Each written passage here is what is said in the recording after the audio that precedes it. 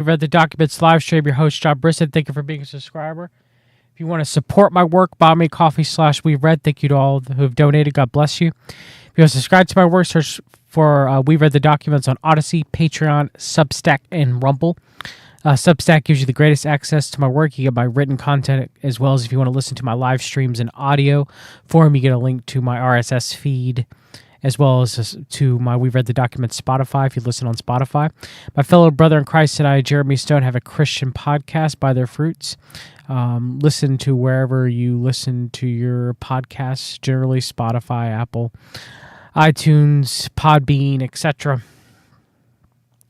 All right, let's continue the interview of the New York Times interviewing Peter Thiel, labeled as Peter Thiel in the Antichrist. It's the biggest exception to stagnation. Yes. It's the place where there's been remarkable progress, surprising to many people progress. It's also the place, we were just talking about politics, it's the place where the Trump administration is, I think, to a large degree, giving AI investors a lot of what they wanted in terms of both stepping back and doing public-private partnership. I've covered that. Operation Stargate, for example, with Larry Ellison and Sam Altman of WorldCoin, Larry Ellison of Oracle, and the funding by SoftBank, Masamu Son, as well as looks like the Big Beautiful Bill is going to pass, and within there is I believe, a 10-year moratorium on any state or local, federal, state governments putting any hindrance on the rapid development of artificial intelligence, which is concerning. So, yeah. So it's a zone of progress and governmental engagement. And you are an investor in AI. What do you think you're investing in? Well, I don't know. There's sort of a lot of layers to this. So I do think I don't know. There's one question we can frame is just how big a thing do I think AI is, and it's I don't know. My stupid answers. It's more than a nothing burger. And it's less than the total transformation of our society. So my placeholder is that it's roughly on the scale of the internet in the late 90s, which is, I'm not sure it's enough to really end the stagnation. It might be enough to create some great companies.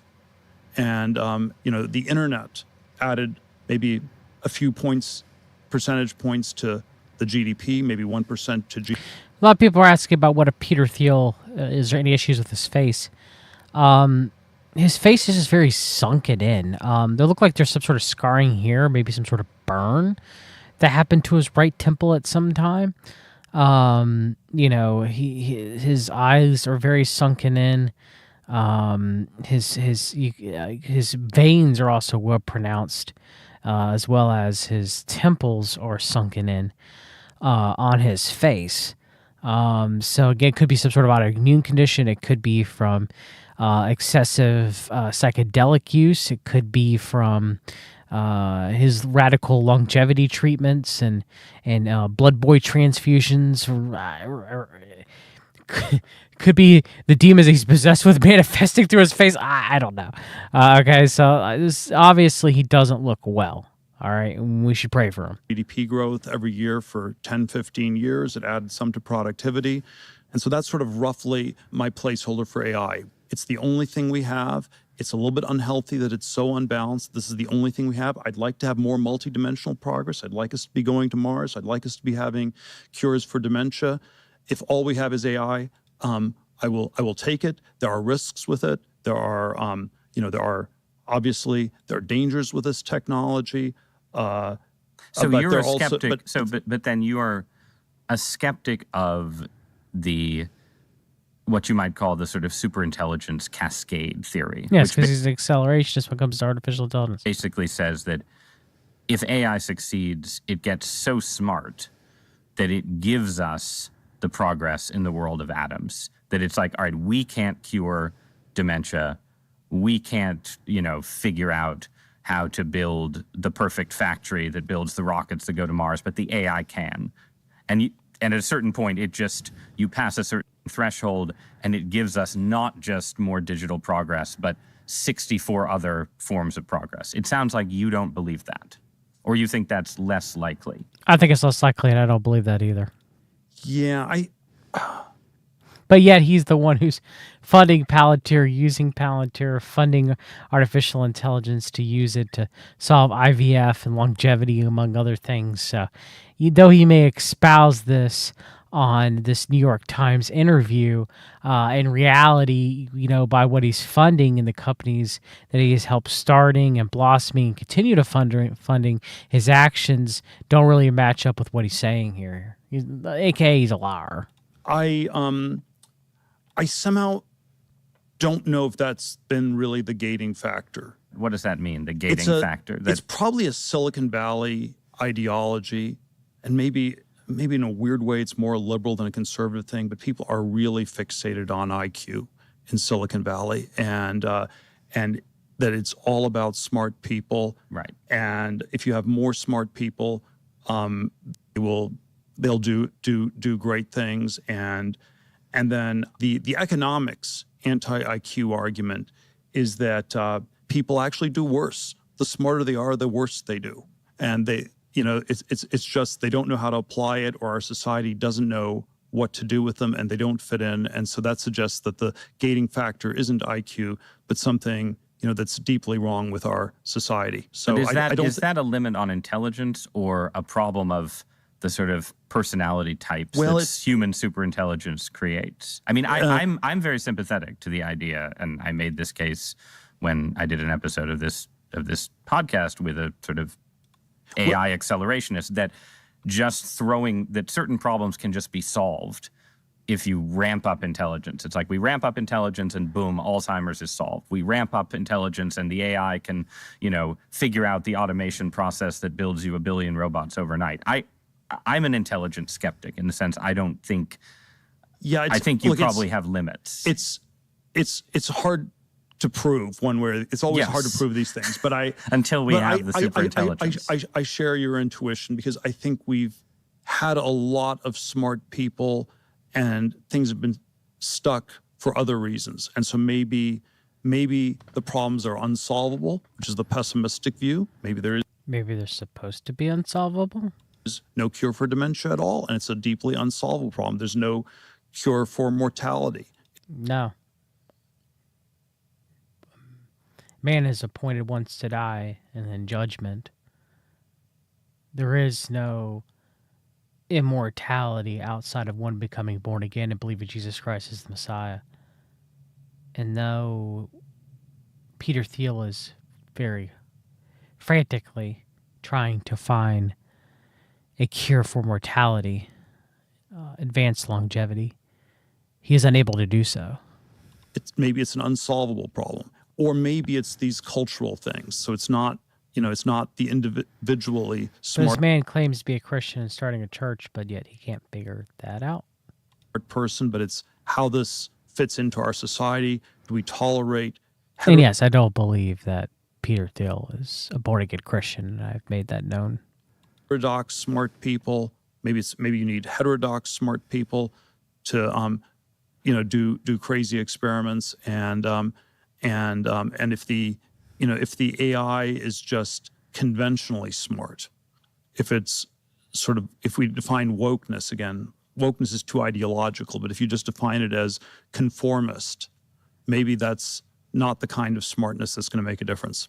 So do you fear then a plausible future where AI in a way becomes itself stagnationist, that it's like highly intelligent, creative in a conformist way? It's like, the Netflix algorithm. It makes infinite okay movies that people watch. It generates infinite okay ideas. It puts a bunch of people out of work and makes them obsolete, but it doesn't, it like deepens stagnation in some way. Is that a fear? It's like people just outsource. It's quite possible. That's certainly a risk, but I guess where I end up is I still think we should be trying AI, and that the alternative is just total stagnation. So yeah, there's sort of also. So it's weird, it's something I was thinking about that's weird is now Peter Thiel is out in the open, right? Now he's doing these interviews. He used to be a very private man, or at least appeared to care about his privacy. But if he is the harlot, and the harlot is going to be exposed, and he's building the system for the beast, and he's not allied with the beast system, then that would kind of make sense, because you would need him to be a fall guy, right? So maybe that's why he's out so much. Just a thought. And, I believe that technology has stagnated. I don't think AI is going to fix the technological stagnation. I just don't. I don't think their technology is that much sophisticated. The elite's technology, maybe 5 to 10 years, maybe at most 20. And they're going to, the Antichrist, is going to roll these things out to coerce people into taking the marks of the beast with lying signs and wonders, right? So, I think Peter Thiel lies a lot in this interview. And I've made that known, that I believe that he's lying a lot, he's holding a lot back, he's misdirecting. He's saying that he has these problems with AI, for example, and that we'd have total stagnation without artificial intelligence. It's not like, we are, if you look at it through a human potential view, that we ourselves as collective humanity could not overcome these issues. It's kind of, weird for him to say that and rely entirely on artificial intelligence. Where Barmarks Hubbard would say that AI is just a tool that man collectively uses and has developed, but in reality, the IQ is inside the human potential of every quote-unquote enlightened man and woman, right? So it's kind of a different way of looking at it. So, again, Peter Thiel really might be harlot. Really might be. What's interesting thing is going to happen with, maybe drones in a military context are combined with AI, and this is kind of scary or dangerous or dystopian, or it's going to change things. But if you don't have AI, wow. But again, he's funding Palmer Luckey and Anduril Industries, and Palantir's working with Anduril and the United States government. So when it comes to drones, this man is one of the lead innovators and financiers of drone technology around the world. But yet he's going to say he's afraid of it, because he's helping other countries as well too develop their drone systems, and again, but he's probably an Atlanticist, an American exceptionalist. So every time we use the drones to bomb somebody, that's okay, right? That's fine, right? We always do what's right collectively as a country, right? American government, right? So. There's just nothing going on. And I don't know, there's like a version of this discussion on the internet where, did the internet lead to more conformity and more wokeness? And yeah, there are all sorts of ways where it didn't lead to quite the cornucopian, diverse explosion of ideas that libertarians led to a lot of degeneracy, which libertarianism pushes, right? The advancement of pornography on the masses in, quite easy access to degenerate pornography, or the ease of viewing pornography and being able to view it constantly and being pushed on you through the algorithms on the various social media networks as well too.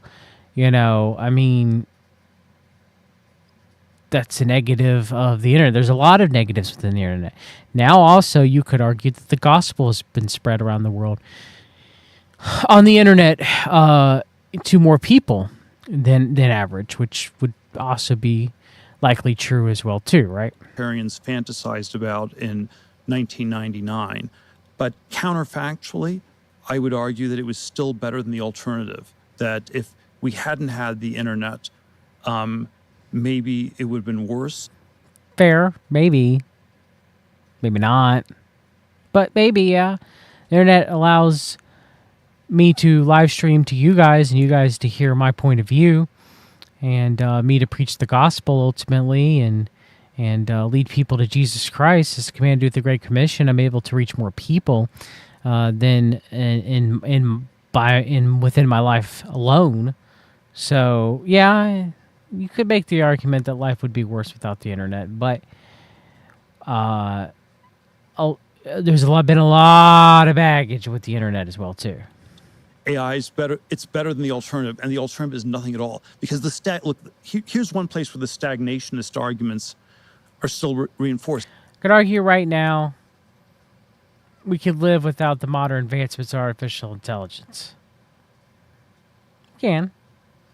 Living without the internet would be a little bit more difficult, but living with AI, without AI, and the way it was, going back maybe 10 or 15 years, it's not as bad. Yeah. We just had the internet. We necessarily didn't have modern artificial intelligence, I guess you could argue it's the next leap forward, and I understand that, but I don't use it very often. I understand that sometimes I'm using it, for example, when AI is analyzing a route that I'm using a GPS software. But I don't use it to farm out my thinking, my rationale. It's the fact that we're only talking about AI, I feel, is always an implicit acknowledgement that, but for AI, we are like in almost total stagnation.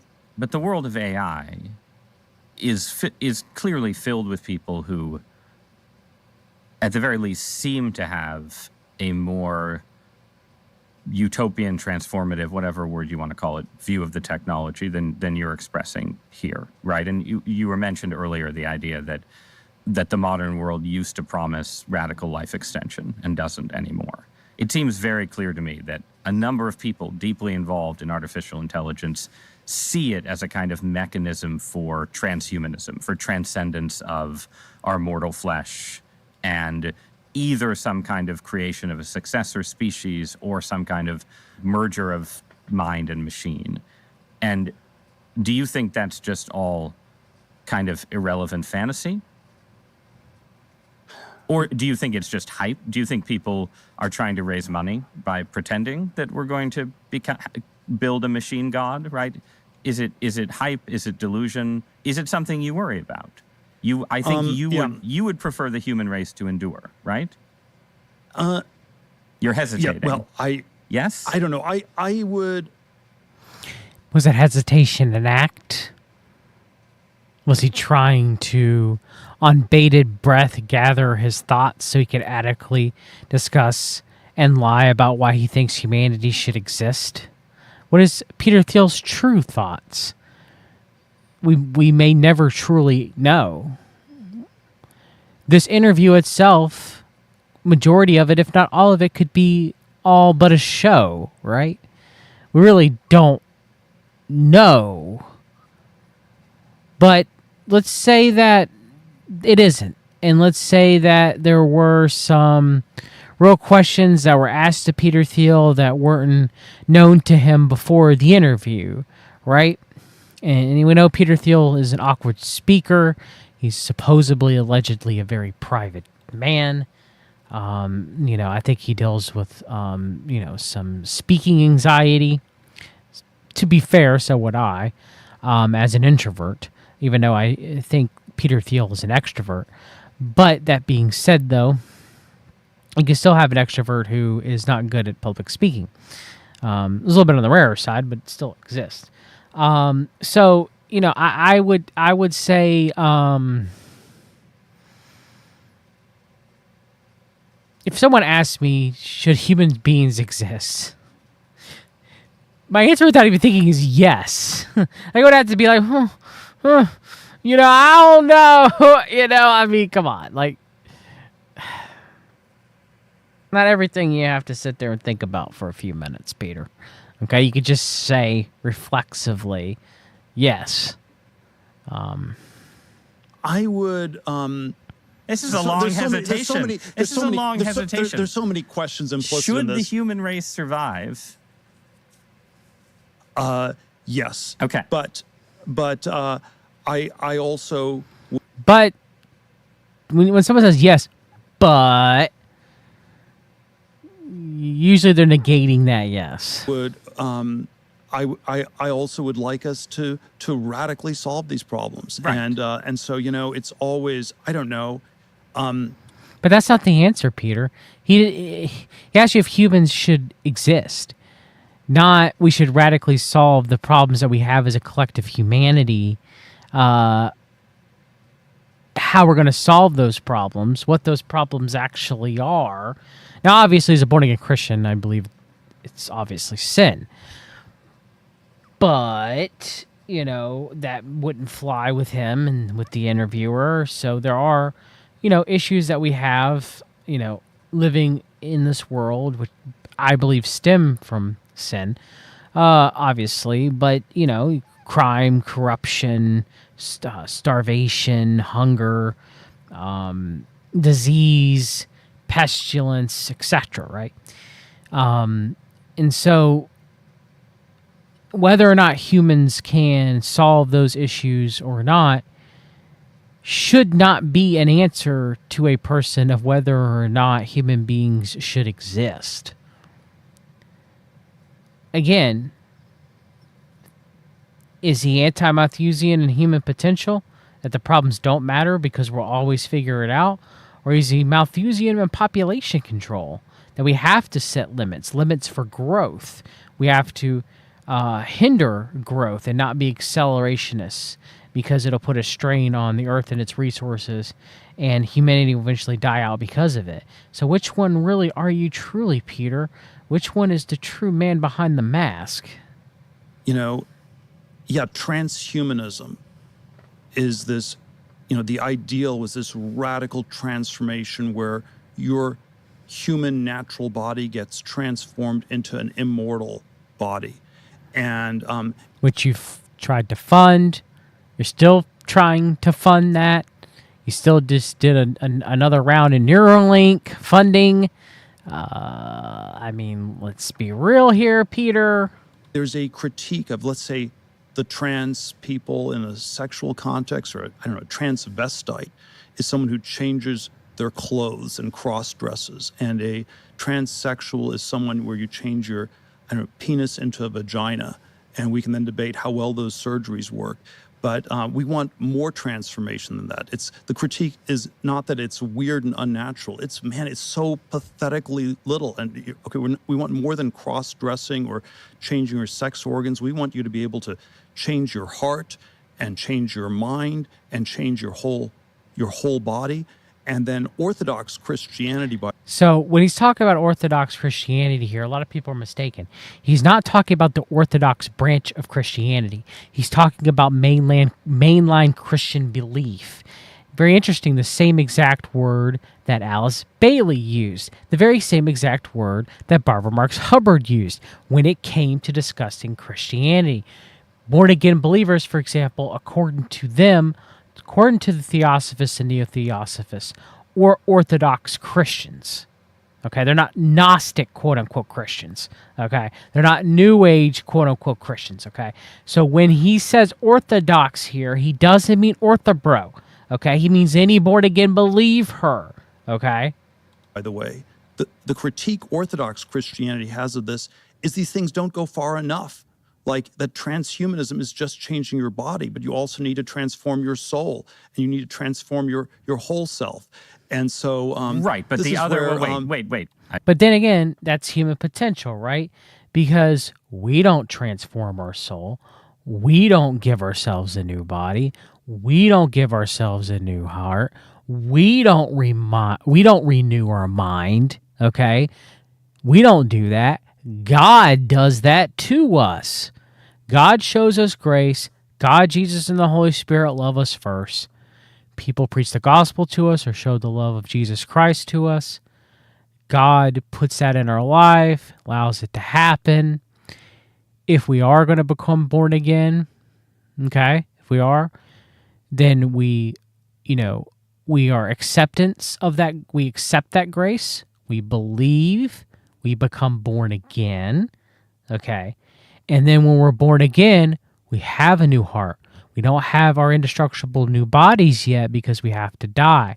But we do have our new heart.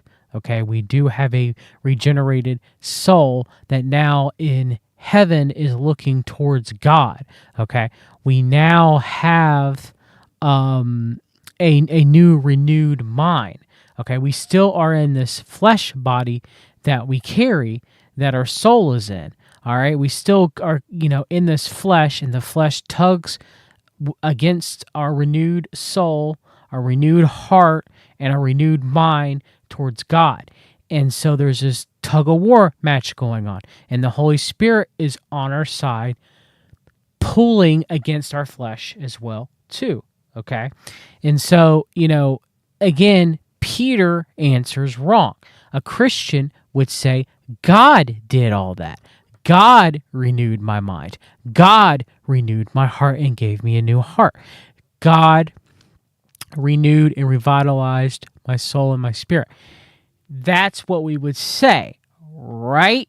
But notice he didn't say that. Notice he said, we did it. Us as humans, we did those things. Now, in transhumanism, obviously, that is humans taking their bodies and modifying it or adding to or becoming a part of or becoming the machine, right? Some sort of cyborg, right? And the same thing could be argued with transsexualism, okay? It's humans mutilating themselves to try to be another sex that they can never be because biologically, majority of the people on Earth are either XY or XX. Yes, there are certain circumstances where you'll have XYY or XXY. I understand that, but those are outliers, okay? And that comes from the fall. Those are specific mutations, okay? They're outliers, not the norm, all right? And we're talking about biology. And so, that is human beings doing these things to themselves. Even putting a Neuralink in and getting a new mind, right? A new mind that is a digital mind. But it's still a human doing that to and a human deciding to do that. Has nothing to do with God, okay? And so, again, Peter claims to be a Christian, but he's dropping the ball here. Sorry. I generally agree with what I think is your belief, that religion should be a friend to science and ideas of scientific progress. I think any idea of divine providence has to encompass the fact that we have progressed and achieved and done things that would have been unimaginable to our ancestors.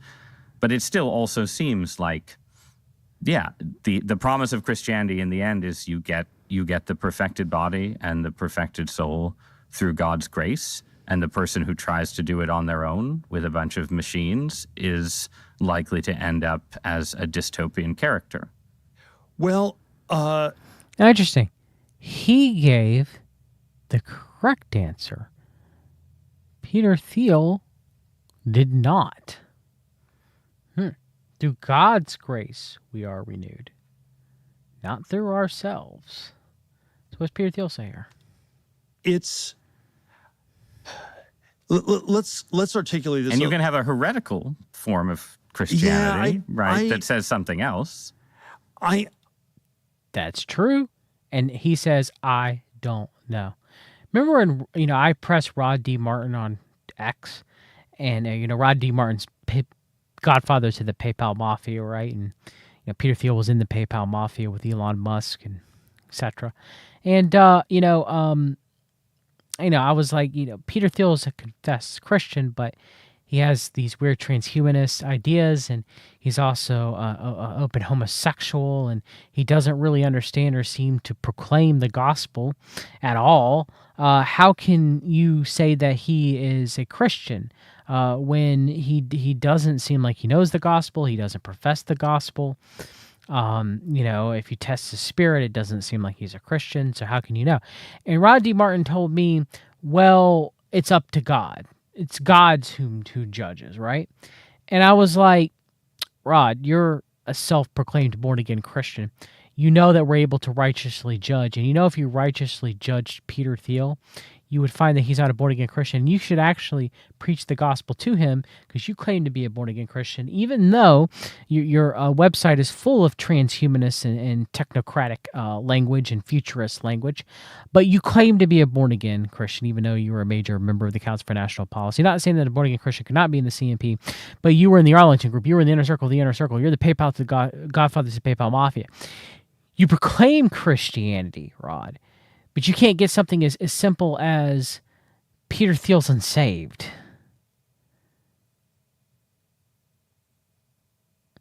And Rodney Martin on his X account, he'll judge other people. He'll judge other homosexuals.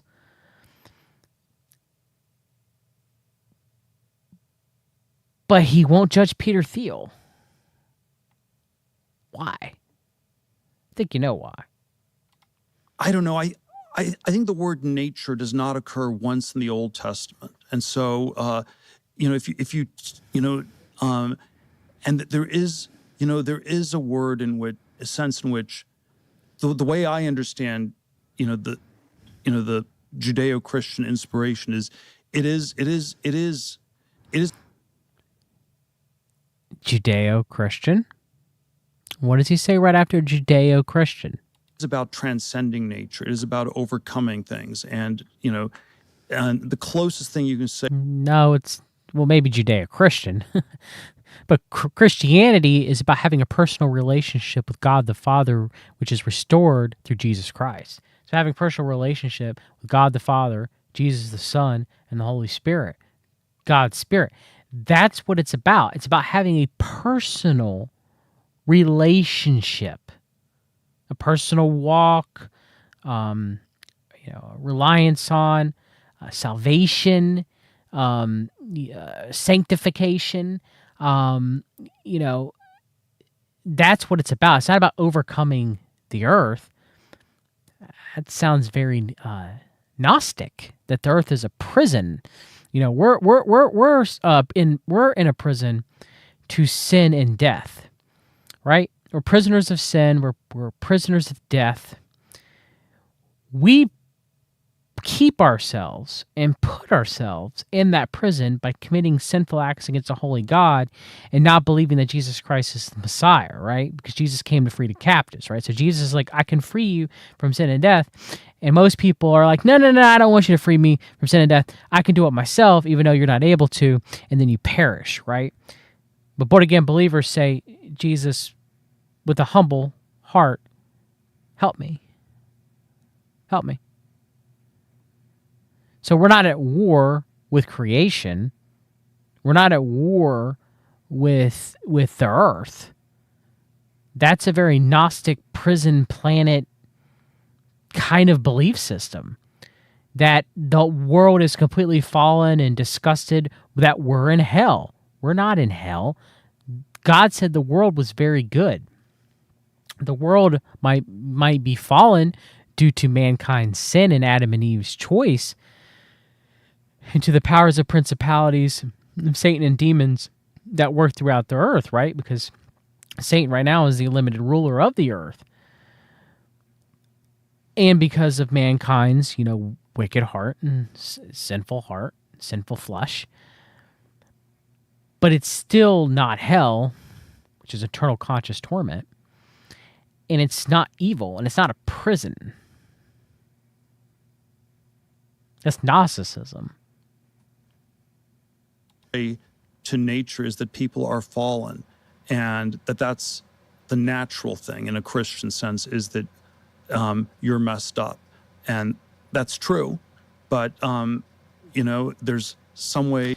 He says, "Yeah, that's true," but where I would go, "Yeah, that's true." See the difference? Yes, we are sinners. We need a Messiah. There's no but. And that Messiah is Lord and Savior Jesus Christ, the only Messiah. There's no but. There's no but to that. But to Peter Thiel, like there's alternative to Armageddon, there's a but to salvation. Is that, with God's help, you are supposed to transcend that and overcome that. And, right. But and the people... if you just present company accepted, most of the people working to build the hypothetical machine god don't think that they're cooperating with Yahweh, Jehovah, the Lord of hosts. They think that they're building immortality Ross, on their own. Yeah, right? We're jumping around a lot of things. So again, and maybe I don't know if this man's a believer or not. I don't. He could just be using those terms for God and about grace as an intellectual. I don't know. Maybe he is born again. This man is not, based off of what he confesses. This man, I don't know. Maybe he's making a deist speech earlier, but he could have been making that for the sake of making it. But then he understands what grace is. He understands, at least for what I see, it seems like he understands what redemption is. Now, again, does he fully understand it, or is it an intellectual understanding? I don't know. But he's espousing the gospel more than this man is. And what sucks is he didn't let Peter Thiel finish, because Peter Thiel was about to put his foot in his mouth. Based off what he was saying, but we'll see if he finishes it. The critique I was saying is they're not ambitious enough. Right. From a Christian point of view, these people are not ambitious enough. Now, then we get into this question, well... I think they're too ambitious. I think they're going to overshoot it and not accomplish it at all of what they think that they're going to do. I think that they're trying to build the Tower of Babel. And as far as, I mean, not directly, but I mean, like, that's what they think they're going to do. They think they're going to usurp God. It's insanity. You're wrong there, Peter. But they're not morally and spiritually ambitious enough. And no. Are they still physically ambitious enough? And are they even still really transhumanists? And this is where, the cryonics thing, that seems like a retro thing from 1999. There isn't that much of that going on. So they're not transhumanists on a physical body. And then, maybe it's not about cryonics. Floating seemed like a step down from cryonics. But then even that's, it's part of the conversation. And this is where it gets very hard to score. And I don't want to say they're all making it up and it's all fake. No, go ahead, Peter. It is all fake. None of this is going to be what they think it's going to be. They're not going to have long-term longevity and self-replicating bodies and what Barbara Marx Hubbard says is Christ-like abilities, okay? Quote unquote. No, they're not going to have all this stuff. They're not going to be able to see the stars. They're not going to be able to know completely how the human body works and have omniscient. They're not going to have cryonics to be able to unfreeze somebody and regenerate all their cells. They're not going to be able to have all those things. Peter, they're not. They're not going to have quote unquote godlike abilities. So it is fake. It is all fake. But I don't you think some of it's fake. I don't think it's. I think majority of it is fake. Fake implies people are lying, but it's. I want to say it's not the center of gravity. Yeah. And so there is. There is a cornucopian language. There's an optimistic language. A conversation I had with Elon, a few weeks ago about this was he said, we're going to have 1 billion humanoid robots in the U.S. in 10 years. And I said, well, if that's true, you don't need to worry about the budget deficits because we're going to have so much growth. The growth will take care of this. And then, he's still worried about the budget deficits. And then this doesn't prove that he doesn't believe in the billion robots, but it suggests that, maybe he hasn't thought it through, or that he doesn't think it's going to be as transformative economically, right, or that there are big error bars around it.